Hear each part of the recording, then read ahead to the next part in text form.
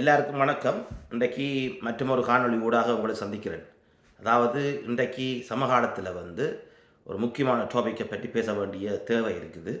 அதாவது ஏகாதிபத்தியம். ஏகாதிபத்தியம் என்றால் ஒரு ஏகம் என்றால் ஒன்று ஒன்று ஏகாதிபத்தியம். மறுமுனையில் இருக்கிற காம்ப்ளிமெண்ட் ஃபோர்ஸ் கூட்டுறவு. கூட்டுறவு என்றால் சமூக மையம் சார்ந்த சிந்தனை. அது கலெக்டிவிசம். கலெக்டிவிசம் இங்கிலீஷில் சொன்னால் கலெக்டிவிசம். அதாவது கூட்டு முயற்சி, கூட்டுறவு, சமூக மையம் சார்ந்து, சமூக நலன் சார்ந்த எண்ணம். இதுவரைக்கும் இதுவரைக்கும் உலகம் ஏகாதிபத்திய சித்தாந்தத்தின் அடிப்படையில் தான் கட்டமைக்கப்பட்டது.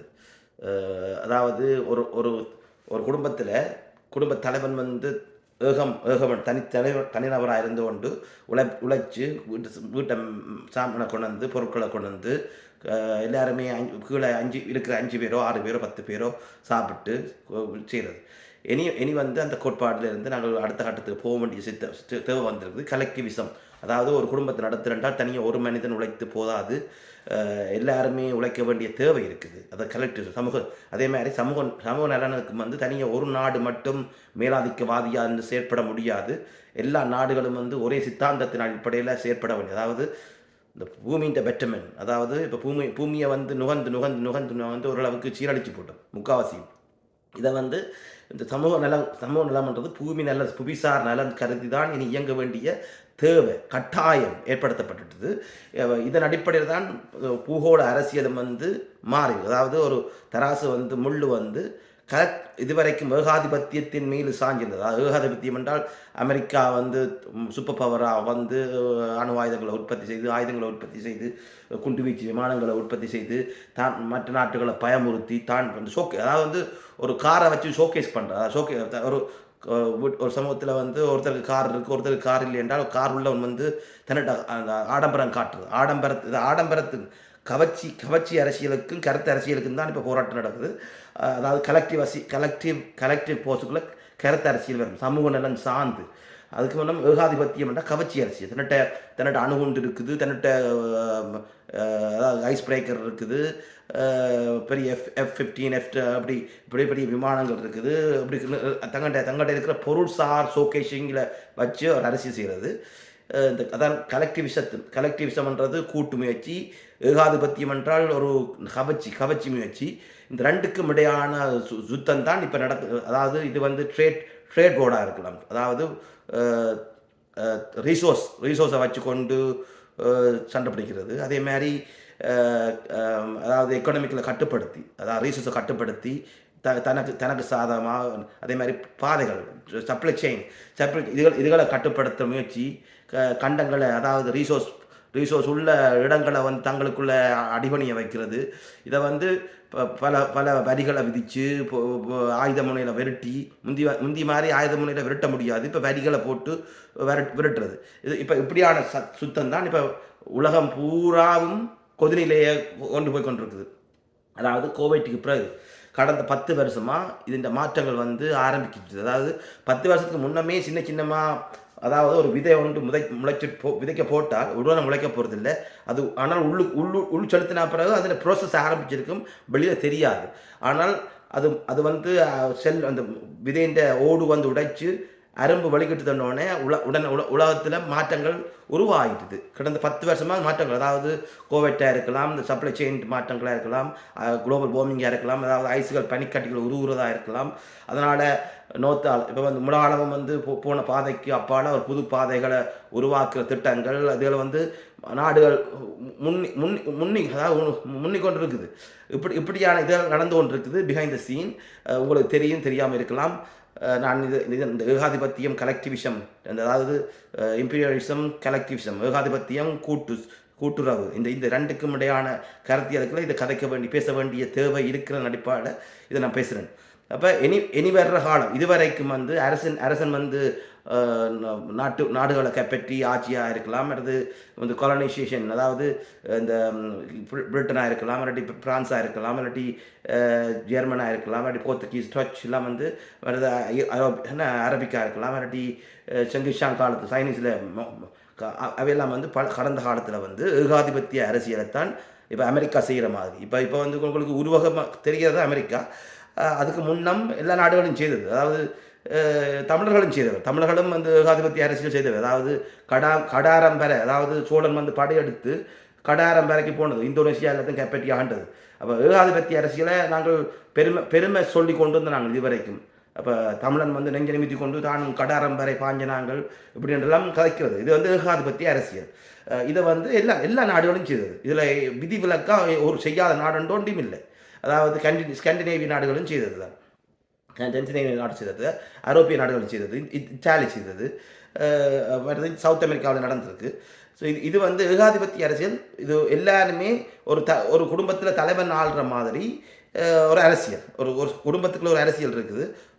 ஒரு ஆணாதிக்க சித்தாந்தத்தில் தலைவனன்று ஒரு ஆணை பிரதிநிதிப்படுத்தி அவர் சொல்கிறத தான் எல்லாம் கேட்கணும் என்ற ஒரு அரசியல் ஒரு குடும்பத்திலே இருக்குது.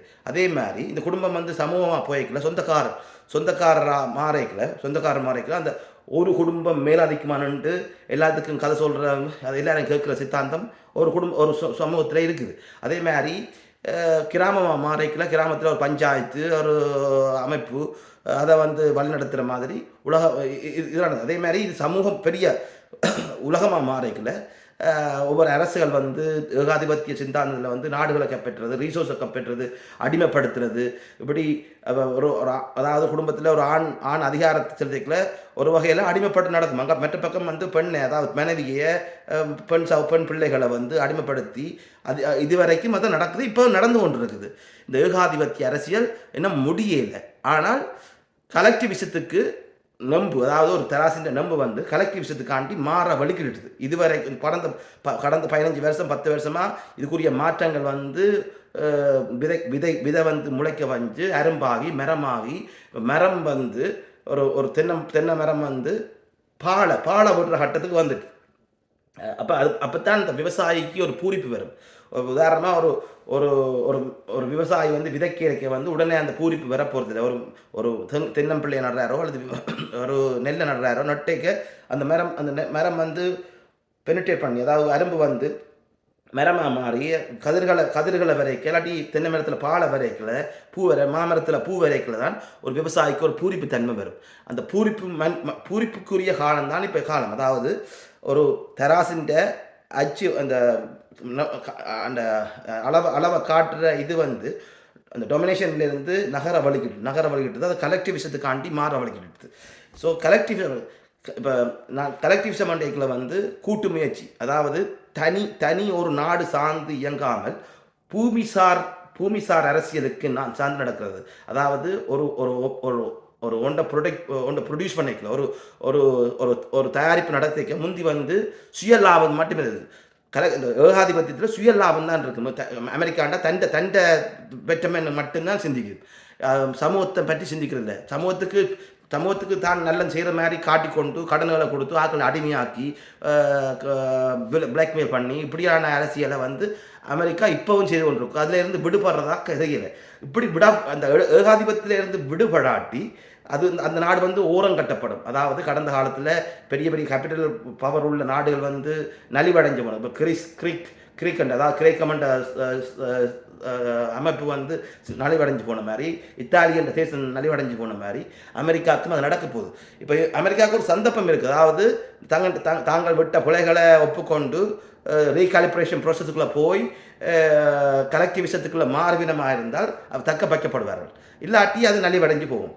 இதுதான் ஜதார்த்தம். பூகோள அரசியலில் இது ஜதார்த்தம். இப்போ அமெரிக்கா இதன் அடிப்படையில் அமெரிக்கா வந்து கனடாவிலையும் வந்து பிரச்சனை கொடுக்க போயிருக்கு. கனடா வந்து அதை வந்து சுதாகரித்து கொண்டு தான் அதுக்கு வெளியில் வந்து இந்த கலெக்டிவ்ஸ கோட்பாட்டை உள்வாங்கி இனி இந்த பூமியின் வெற்றம் என்ன, அதாவது கனடாவில் வாழ்கிற அனைத்து மக்களின் நலன் சார்ந்தும் கனடா நலன் சார்ந்தும் செயற்படைக்குள்ள வந்து கனடா வந்து அப்படி செயற்பட வேண்டிய தேவை இருக்குது. காரணம் வந்து அஞ்சு வந்து மல்டிகல்ச்சர் கண்ட்ரி, எல்லா மக்களோட அபிலாசைக்கு ஏற்ற மாதிரி நடக்க வேண்டிய அந்த கேபிட்டலிசத்தில் இருந்து, அதாவது அமெரிக்கா நலன் சார் அரசியலில் இருந்து கலெக்டிவ் நலன் சார், அதாவது சமூக நலன் சார் அரசியலுக்குள்ள வந்து தள்ளப்பட்டு இருக்குது. இதன் அடிப்படையில் வந்து புது உறவுகளை தேடி சைனா மாதிரி இப்படி உறவுகளை தேடி ஒப்பந்தங்களை கொண்டு வந்து அரசியலை வந்து மாற்றி அமைக்கல தான் இந்த சமூகம் வந்து மேலெழக்கூடிய சந்தர்ப்பம் பெறும். இல்லாட்டி இந்த ஏகாதிபத்திய அரசியலுக்கு இருக்கும்போது இங்கே பிரச்சனை தான். அதாவது நுகர்வு கலாச்சாரம் இப்படி எல்லாத்துக்கும் சிக்கப்பட்டு அதாவது ஆடம்பர கலாச்சாரம், நுகர்வு கலாச்சாரம்,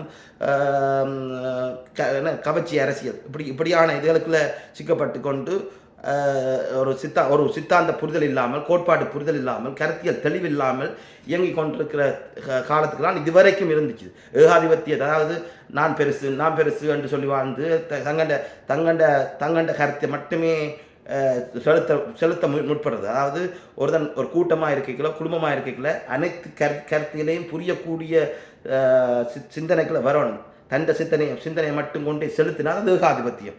ஏகாதிபத்தியம் என்றது தனியாக நாட்டுக்கு மட்டும் இல்லை, உலகத்தில் இருக்கிற அனைத்து மக்கள்கிட்டையும் இந்த ஏகாதிபத்திய சித்தாந்தம் இருக்குது. ஒரு பெண் என்ன சொல்கிறது, மமதை பிடிச்சு இயங்குறதா இருக்கலாம், ஆண் மமதை பிடிச்சு இயங்குறதா இருக்கலாம், ஆண் பெண்ணை அடிமைப்படுத்துறதா இருக்கலாம், பெண் ஆணை அடிமைப்படுத்துறதா இருக்கலாம், ஒரு தலைவன் அதாவது குடும்ப தலைவர் அப்பா அம்மாவை அடிமைப்படுத்துறதா இருக்கலாம், சில அம்மா அப்பாவை அடிமைப்படுத்துறதா இருக்கலாம், அல்லது சகோதரத்துக்குள்ள அந்த அடிமைப்படுத்துறதா இருக்கலாம், அல்லது குடும்பத்தில் குடும்பத்துக்குள்ள ஒரு பல குடும்பங்களை சிறைக்குள்ள ஒரு கணிதமான பல பணம் படைச்சது, அதாவது அறிவு பலம் படைச்சது, அதாவது எடுகேஷன் நாலேஜ் உள்ள ஒரு குடும்பம் எடுகேஷன் நாலேஜ் இல்லாத ஒரு குடும்பத்தை அடிமைப்படுத்துறதா இருக்கலாம், ஒரு பணபலம் அல்ல சொத்து பலம் இருக்கிற ஒரு குடும்பங்கள் மற்ற சகோதர குடும்பங்களுக்குள்ள அடிமைப்படுத்துறதா இருக்கலாம். இப்படி இது இந்த ஏகாதிபத்தியம் என்றது தனியாக நாட்டுக்குள்ள மட்டும் இருக்கல, உலகத்தில் இருக்கிற எல்லார்ட்டும் இந்த ஏகாதிபத்திய சித்தம் இருக்குது. டொமினேஷன் அரசியல், அது பேலன்ஸ் கலெக்டிவ் அரசியல்ன்றது வேறு, டொமினேஷன் அரசியல் ஏகாதிபத்தியம். இது தனி நபரில் இருந்து சமூக மட்டில், அதாவது நாடு வரைக்கும் இருக்குது. இது இந்த மாற்றங்கள் கலெக்டிவிசத்துக்கு மாற வலிக்கிட்டு, இதில் மாற்றங்கள் கடந்த 10 வருஷமும் நடந்து கொண்டிருக்குது. இதன் பெரும் மாற்றங்களை தான் இந்த இப்போ மேற்கத்திய நாடுகளுக்கு இருக்கிற முருகல் நிலை, புதிய சித்தாந்தங்களை தேடி போகிற சில நாடுகள், புதிய சப்ளை செயின், இதெல்லாம் நடக்கிறதுக்கு காரணம் இந்த வரி விதிப்பு. என்ன மேற்கத்திய நாடுகளெல்லாம் வளர்ந்தது வரி விதிப்புகள் இதுகளாலையும், அல்லது கொலனைசேஷன் இப்படினாலையும். ஆனால் இதுக்குரிய காலம் இனிமேல் இல்லை. இந்த இப்போ அமெரிக்கா இப்போ கிரீன்லாண்டை பிடிக்க போகிறது இந்த பழைய அந்த கொலனைசேஷன் அந்த மைண்ட் செட், அந்த மசில் மெமரி, அதன் அடிப்படையில் தான் செய்வது. ஆனால் அதுகள் வேலைக்கு ஆக போகிறதில்லை. இனி கலெக்டிவ் கூட்டுறவு காண்ட ஒரு கருத்தியல் மெல்ல மெல்லமாக அரும்பி பூக்க வலிக்கிட்டுது. இப்போ அது பயன் தர வலிக்கிட்டுது. இதைத்தான் பேசலாம் என்று நினைக்கிறோம். இப்போ இந்த அதாவது என்ன மேலே ஏகம் அநேகம் ஏகம்னு சொல்கிறது. ஒன்று பலவாகும், பல மீண்டும் ஒன்றாகும். இப்போ ஏகம் அநேகம், ஒன்று ஏகம்ன்றது ஒன்று, அநேகம்ன்றது பல, ஒன்று பலவாகும், அநேகம் மீண்டும் ஒன்றாகும். அதாவது இது ஆத்மீகமாக பார்க்கலாம், பிலோசபியாக பார்க்கலாம், அல்லது ஃபிசிக்ஸாக பார்க்கலாம், இல்லாட்டி சமூகவியலாக பார்க்கலாம். ஒன்றில் இருந்தால் இன்னொன்று உருவாகி பலதை உருவாக்கினால் ஒன்று பலதாக மாறினா பிறகு அங்கே ஒன்று தனியாக இருக்க போகுது, அது கலெக்டிவாக இருக்க போகுது. கலெக்டிவாக ஒன்றாக்கினா தான் திருப்பி மீண்டும் ஒன்றாகும், ஒன்று பலவாகும், பல மீண்டும் ஒன்றாகும். ஏகம் அநேகம் ஏகம். இந்த சித்தாந்தம் ஏகம் என்றால் தனி ஒன்று, அநேகம் என்றால் பலது கூட்டுறவு. அதே இப்போ ஏகத்தின் தன்னை செறிவு குறைஞ்சு அநேகத்துக்கு பவர் போயிட்டுது. அப்போ கலெக்டிவாக தான் நாங்கள் இயங்கணும். கலெக்டிவாக இயங்குகிற நாடுகள் மட்டும்தான் இனி எழுச்சி அடையும். இதில் ஏகாதிபத்தியமாக இனி இயங்குமாக இருந்தால் அதில் தனி நபராக இருக்கலாம், இல்லாட்டி ஒரு குடும்பமாக இருக்கலாம், இல்லாட்டி சமூகத்தில் இருக்கிற ஒரு குடும்பமாக இருக்கலாம், இல்லாட்டி சாதியாக இருக்கலாம். இப்படி இந்த ஏகாதிபத்திய சாதிக்குள்ளேயும் ஏகாதிபத்திய சிந்தனை, நான் பெருசு, இந்த சாதி தான் பெருசு, இந்த பாதி சிந்தனை, அந்த ஏகாதிபத்திய சித்தாந்தம் இனி கொஞ்சம் கொஞ்சமாக உடைஞ்சு கீழே போகணும், போயே தீரணும். கீழே இருந்தவன் மேலே போகிறதும், மேலே இருந்து கீழே வரவனும். இது உண்மை. இது உண்மையை தான் கதைக்கிறேன். இப்போ இதில் ஒரே இனம் எப்பவுமே பெருசாக இருக்க போகிறதில்ல, ஒரே நாடு பெருசாக இருக்க போகிறதில்ல. எழுந்தவனுக்கு விழுறதுக்கான இடமும், விழுந்தவனுக்கு எழுதுறதுக்கான இடமும் இருக்குது. கீழே போனவன் மேலே வருவான், மேலே போனவன் கீழே வருவான். இதுதான் இயற்கை, இதுதான் விதி, இதுதான் வாழ்க்கை. இதை புரிஞ்சு தான் அரசியல் செய்யணும், இதை தெரிஞ்சு தான் ஒரு அணுகுமுறை இருக்கணும், இதை தெரிஞ்சு தான் கருத்து இருக்கணும், இதை தெரிஞ்சு தான் பேச்சு இருக்கணும், சிந்தனை இருக்கணும், செயற்பாடு இருக்கணும். இதை சொல்கிறது அந்த ஏகம் அநேகம், ஏகாதிபத்தியம், கலெக்டிவிசம், அதாவது இம்பீரியலிசம், கலெக்டிவிசம், ஏகாதிபத்தியம், கூட்டுறவு முயற்சி, சமூக முயற்சி, இது சார்ந்து பேசுகிறதுக்கான இந்த காணொளி. பேசுகிற புது கருத்தியலை சொன்னேன்னு நினைக்கிறேன். ஃப்யூச்சர்லேயும் அடுத்த வரும் காலங்களிலேயும் வெவ்வேறு கருத்தியலோடு சந்திக்கும் வரை மீண்டும் நன்றி வணக்கம் சொல்லி விடைபெறுகிறேன். நன்றி.